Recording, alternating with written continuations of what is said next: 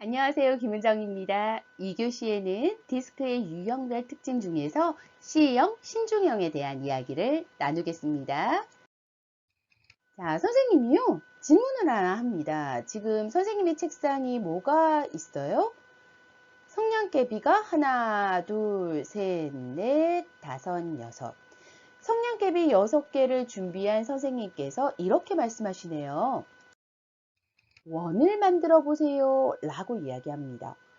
자, 우리 학생들 성냥개비 6개로 원을 한번 만들어 볼래요? 지금 잠시 시간 1분 드릴게요. 본인에게 성냥개비 6개가 있다고 가정하고 그 성냥개비를 어떻게 해서 원을 만들 것인지를 자, 종이에다가 그리셔도 되고요. 한 1분 정도 시간 드릴 테니까 스스로 한번 고민을 해보겠습니다.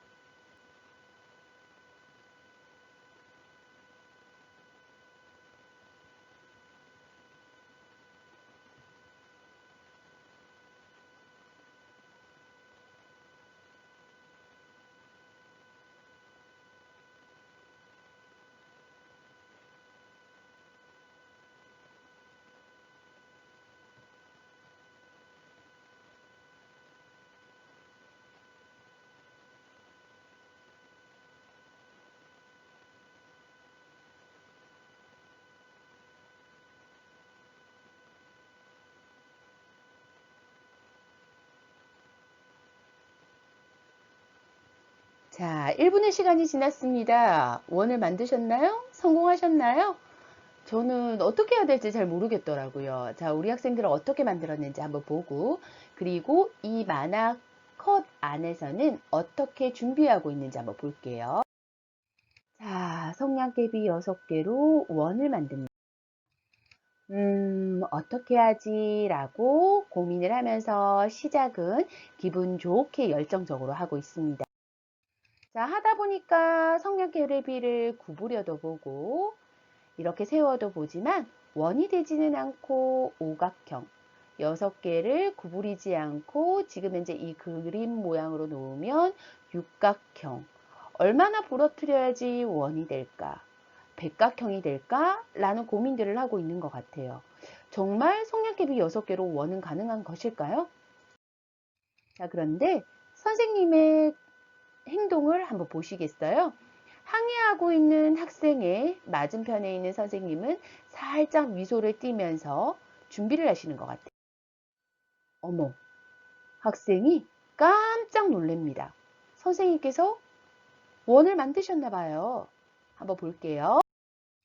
선생님이 만든 원은 우리가 알고 있는 동그라미 원이 아니라 금액을 나타내는 원 단위를 나타내는 원을 만들어내셨어요. 자, 생각을 바꾸면 미래가 바뀐다라고 되어 있죠. 우리의 생각을 바뀌어서 나의 미래를 바꿔볼 수 있도록 할게요. 자, 우리 유형 한번 살펴볼 수 있도록 하겠습니다. 자, 신중형입니다. 신중형은요, 일과 사람 중에서 무엇이 더 중요하다 했습니까? 맞습니다. 이제 척척 대답이 나오네요. 일이 중요하다고 했습니다. 환경을 뛰어넘는 사람입니까? 뛰어넘지 않고 환경에 순응하면서 환경과 함께 지내는 걸 좋아합니까? 그렇죠. 환경에 순응하면서 환경을 적극적으로 응대하는 것이 아니라 소극적으로 대하면서 순응하면서 같이 살아가는 걸 좋아하죠. 속도는 빠른 편입니까? 느린 편입니까? 그렇죠. 느린 편입니다. 자, 이것을 기준으로 삼고 신중형의 개요 한번 살펴볼 수 있도록 할게요. 신중형의 주 관심사는요. 원칙을 굉장히 중요시 여기고요. 원칙 제1주의입니다. 자, 거기에다가 원칙도 중요하지만 내가 하고 있는 일에서 결과냐 과정이냐를 따졌을 때 과정이 내가 생각한 그대로 흘러가야 돼요. 그러다 보니 계획을 멋지게 세우겠죠. 성격은 어떤 성격을 가졌냐면 완벽하고 보수적입니다. 자, 적극적으로 환경을 뛰어넘지 않는다, 소극적이다 라는 것은 보수적에 조금 해당이 되고요. 자, 신중형 같은 경우에 일을 꼼꼼하고 체계적이고 완벽하게 수행을 해냅니다. 본인이 완벽하기 때문에 어떤 생각을 할까요? 맞습니다. 다른 사람도 완벽하기를 기대하죠. 그래서 내가 하고 있는 것을 다른 사람에게 기대하는 것이 아니라 이 사람들의 보완점은요. 내가 잘하고 있는 부분을 기여할 수 있었으면 좋겠어요. 거기에다가 일 중심의 사람이다 보니 언어를 표현할 때 사람을 배려하는 역량이 조금 떨어집니다. 다른 사람이 사소하게 나에게 표현해 준 것, 혹은 업무를 할 때 작은 일이라도 수행을 한 것에 대해서 감사하는 것, 그리고 긍정의 언어를 사용하시는 것이 보완해야 되는 점이다 라고 정리를 해드립니다. 자, 우리 제주도 여행을 간다고 한번 생각을 해볼게요. 제주도 여행을 DISC가 함께 가려고 합니다. 우리 제주도 여행 가자. 누가 말할 것 같아요? 그렇죠. D형이 이야기합니다. 우리 이번에 여름방학 때 해외도 못 가고 코로나 때문에 조금 그런데 우리 제주도 여행이나 갈까? 국내고 사회적 거리두기 하면 잘 될 것 같아. 가자! 라고 이야기합니다. I형이 그 옆에서 이런 얘기를 하죠. 좋아, 좋아, 가자, 가자. 너희랑 함께라면 나는 너무너무 행복할 것 같아. 라고 이야기합니다. 자, 그 옆에서 안정형은 어떻게 생각하냐면요. 코로나인데 진짜 사회적 거리두기가 될까? 근데 여기서 내가 그런 얘기를 하면 우리 친구들이 속상해 하겠지. 코로나 끝나고 가면 좋은데 나는 지금 집 밖을 나가기 싫은데 그래도 간다고 해야 되겠지. 그래, 우리 가자. 라고 이야기하고요. 이왕 가기로 한 거 간다면 계획은 내가 세울게. 너희들을 아무도 믿을 수 없어. 아무도 사회적 거리두기를 잘할 거라는 생각이 들지 않고 거기에다가 숙소를 정할 때 청결과 숙소를 정할 때 코로나 사태를 잘 대비할 수 있는 것, 그리고 여행지를 선택하는데도 이것을 모두 다 대비하는 준비물은 내가 챙겨야 돼. 여행 계획도 내가 세워야지만 될 것 같아 라고 생각하는 사람이 있습니다. 자, 유형별로 분석해 볼게요. 제일 처음에 여행 가자. D형이죠. 그래 그래 좋아 좋아. 무슨 형인가요? I형이죠. 거기에다가 고민은 되지만 친구들이 가자고 하니까 어쩔 수 없이 따라가는 유형. 무슨 유형인가요? S유형입니다. 마지막에 계획은 내가 세울게. 꼼꼼하고 체계적으로 모든 과정을 다 고민해서 체계적으로 여행 계획표를 세우는 C형이 있습니다.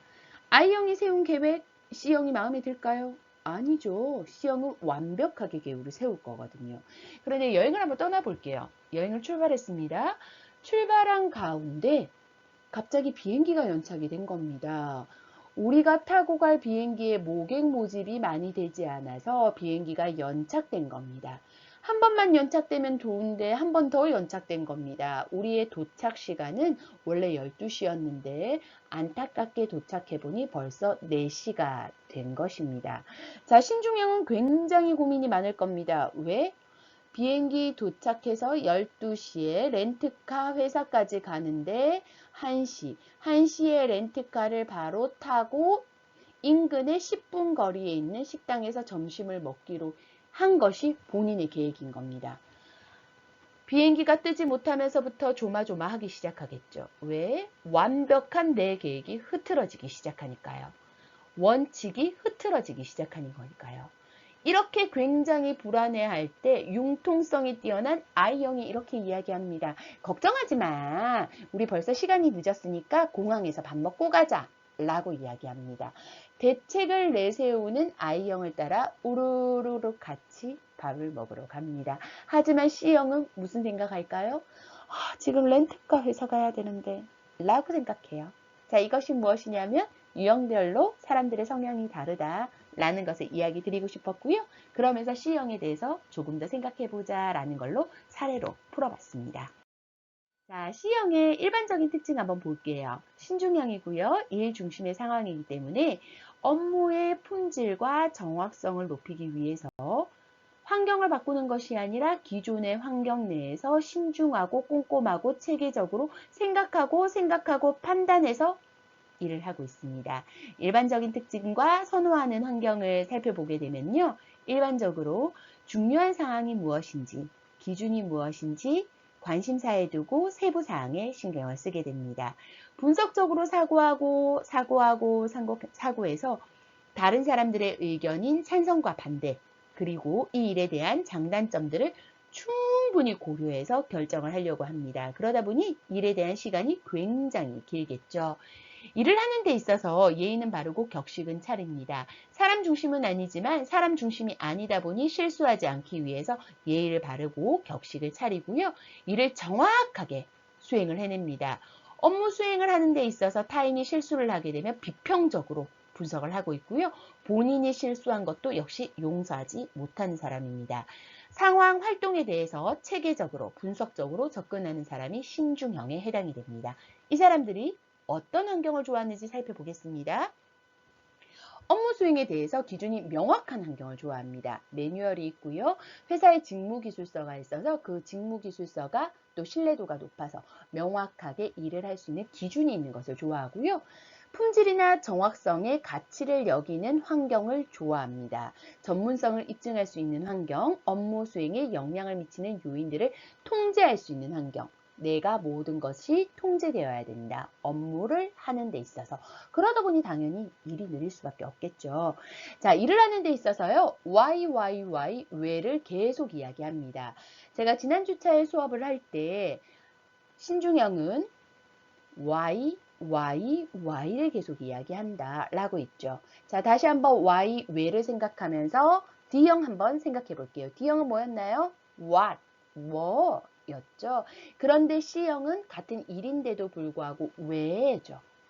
자, 뭐와 왜 차이는 굉장히 큽니다. 탐색하고 분석합니다. 그래서 왜라는 질문을 계속 요구할 수 있는 환경을 좋아하고요. 전문 기술과 성취를 인정해주는 환경을 좋아한다 라고 이야기를 드립니다. 자, 신중형을 이해하기 위해서 조금 더 살펴볼 수 있도록 할게요. 무언가를 할 때 매우 조심스럽습니다. 이유는 분석적이고 체계적이고 내가 하고 있는 것이 맞는지 다시 한번 생각하고 행동해야 되기 때문에 조심스러울 수밖에 없어요. 본인이 실수하는 거에 대해서 굉장히 민감합니다. I형은 어떨 것 같아요? 본인이 실수하는 걸 실수라고 생각하지 않고요. 융통성으로 빠르게 발휘해서 이거 하면 되잖아 라고 이야기합니다. 역시 난 문제 해결 능력이 뛰어나 라고 문제 해결 능력, 융통성으로 본인을 둔갑하기도 하는 것이 I형입니다. 그런데 신중형은요. 그런 I형을 보면 깝깝하겠죠. 본인은 그런 작은 실수도 용납하지 못합니다. 본인의 실수, 타인의 실수. 정확하고 바르게 수행되는 데 관심이 굉장히 많고요. 작은 사항 하나하나도 놓치지 않고 꼼꼼하게 재확인합니다. 신중해서 실수는 없는 편이지만 신중하기 때문에 일의 속도가 빠릅니까? 느립니까? 굉장히 느립니다. 그래서 빠르게 업무 수행을 해야 되는 경우에 사실은 신중형에게 맞지 않을 수도 있습니다. 만약에 신중형이 영업사원을 한다라고 하면 일이 가능할까요? 아니요, 어려울 것 같아요. 고객을 만나자마자 저 고객은 무슨 유형일까? 저 고객이 좋아하는 건 뭘까? 기존의 매뉴얼대로 될까요? 아니요, 사람 일은 매뉴얼대로 되지 않습니다. 계속 변화가 일어납니다. 신중형은 변화가 일어나지 않고 탐구하고 연구할 수 있는 연구 활동이 좋을 거라 판단이 듭니다. 만약에 신중형으로 의료 활동을 한다라고 하면 사실은 분석하는 CT를 분석하는 거, MRI를 분석하는 일을 하게 되면 조금 더 업무 수행에 맞지 않을까라고 이야기를 드리고요. 우리 학생들이 고객 접점에서 의료 서비스 매너를 행하는 의료인으로서 예를 들어 C형을 발휘해야 된다라고 할 때는 진단서 발행할 때 혹시나 놓친 것은 없는지 A 고객에게 B 고객과 드리는 것은 아닌지 다시 한번 꼼꼼하게 봐야 되는 것. 이때 C형을 가지고 와야 됩니다. 내가 C형이 전혀 없다? 그럼 2번 보고 3번 보고 하셔야 되고요. 내가 C형이 극도로 높은데 내가 일하는 업무 환경은 C형이 그렇게 필요 없는 환경이다 라고 할 때는 C형을 점점점 줄여야 한다 라고 이야기를 드릴게요. 치밀하고 비판적이고 논리적이고 진지한 사람입니다. 분석 능력이 뛰어나다 보니까 왜 그렇죠? 무슨 근거죠? 증거 있나요? 다시 한번 설명해 주실래요? 그 부분은 뭘까요? 라는 질문을 굉장히 많이 하고요. 사실주의자고 원칙주의자고 완벽주의자에 가깝습니다. 같은 C형끼리 만나면 좋은 시너지로 좋은 결과를 가져올 수도 있겠지만 C형과 I형이 만나서 연구활동을 한다라고 하면 C형은 I형 때문에 스트레스 받고 I형 역시도 본인이 실수한 게 뭔지 모르면서 C형의 눈치를 살금살금 보게 됩니다. 그래서 각자 성향에 맞는 직무를 하는 것, 일을 하는 것도 굉장히 중요하다라는 거 이야기 드리고요. 그렇지만 교류 분석에서 이야기 드렸던 거 다시 한번 가지고 와서 이야기 드리면 우리는 사고할 수 있다, 주체성을 가지고 나를 변화시킬 수 있다. 그래서 현재 내 직무 환경에서 맞지 않는 것은 조율을 하시면 된다라고 정리를 합니다. 자, 신중형을 이해하기 위해서 상징물과 상징 모토 한번 살펴보겠습니다. 꼼꼼하고 체계적이고 분석적인 이 사람들은요. 무언가를 할 때, 요리를 할 때도 명확하게 계량컵을 사용을 합니다. 저는 과거에는 신중형이 있기는 했습니다. 하지만 이 정도로 높지는 않았습니다. 제가 높은 부분은요. 금액적인 부분의 계산을 할 때, 정산을 할 때는 굉장히 신중형의 에너지가 발휘가 되었고요. 지금은 사실 그 부분도 없어요. 그런데 다시 돌아가 보면 이분들이 신중형이 모든 성향에서 높은 사람은 요리를 할 때 계량컵을 써서 정확하게 매일 균등한 맛을 냅니다. 저는 어떻냐고요? 저는 물 대충 붓습니다. 어머니들이 이렇게 이야기하시죠. 그릇에 물을 적당히 붓고 그러면 C형이 이렇게 이야기하겠죠. 엄마 그럼 적당히가 얼마만큼이야? 반 정도 부어. 엄마 그럼 냄비 크기는 그 소자 있잖아.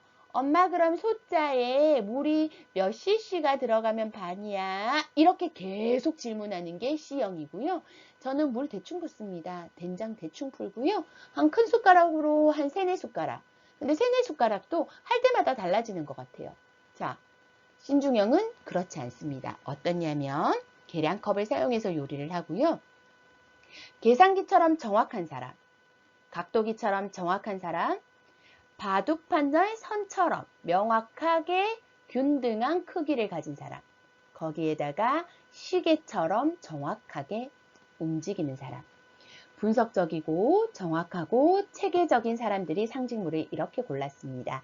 상징 모토는 무엇입니까? 했더니 정확하고 치밀해요. 재고 또 재고 생각하고 다리도 돌다리도 두드려보고 건너고요. 꺼진 불도 다시 보고 실수를 하면 안 되고요. I형과는 사귀지 말자라고 이야기하네요. 스텝 바이 스텝 한 발자국 한 발자국 천천히 가고요. 인생은 숫자, 데이터의 연속이다 라고 이야기를 합니다. 취중에서도 술을 먹고도 계산서 보면서 네, 계산 잘한 거 맞나? 라고 다시 확인하는 거죠. 우리가 술 먹고 나면 나 정말 소주 2병 먹었나? 3병 먹었나? 알지 못하는 경우 있을 겁니다. 그런데도 불구하고 신중형은 정확하게 상위에 있는 병수 세알이고요. 계산이 3병으로 되어 있는지 4병으로 되어 있는지 명확하게 확인하는 유형입니다. 자, 이렇게 해서 신중형의 대표적인 인물 한번 살펴볼까요? 이런 사람들이 신중형의 대표적인 인물입니다. 사실 프로듀서 능력을 가진 사람들은 어쩔 수 없이 분석적이고 체계적으로 일을 할 수밖에 없어요. 자, 거기에다가 분석적이고 체계적인 프로듀서의 능력을 가진 사람도 있지만 청결하고 깔끔한 능력을 가진 분도 계시죠. 농구 선수로 일하시다가 지금은 예능으로 굉장히 많이 발휘가 되고 있는데 청결한 사람에다가 최근에 농구 프로그램을 하나 운영을 할 때 보니까 굉장히 리더십도 있으면서 분석적으로 하더라고요. 그때는 D형하고 C형이 같이 보였던 것 같아요. 자, 하지만 C형이 높은 대표적인 인물들을 쭉 보여드리고 있다. 그 중에서 설민석 선생님은요. 최근에 유튜브를 초등학생을 대상으로 어린이를 대상으로 유튜브를 하시더라고요. 그때 표정이나 이런 걸 보면은요. 정말 I형이세요. 목소리도요. 그런데 내용은 어떤가요? 분석적으로 체계적으로 움직이죠. 자, 그래서 전체가 다 C형은 아니지만 내 행동 성향이 C만 나타내는 건 아니지만 대표적인 나의 일을 할 때는 C형의 성향을 나타낸다라는 것을 같이 보여드렸습니다. 자, 그렇다면 유형별로 강점이 어떻게 자리 잡는지에 대한 이야기를 한번 나눠볼게요. 협력성이 가장 높은 사람은 DISC를 순서대로 쓰시면 돼요.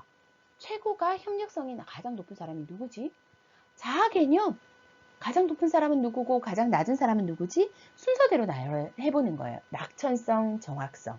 제가 시간을 1분 정도 드릴게요. 할 수 있는 데까지 해볼게요. 협력성은 최고, 최소, 그리고 그 가운데 순서대로 1등, 2등, 3등, 4등 적어보고요. 자아 개념, 낙천성, 정확성. 자, 1분 시간 드리겠습니다.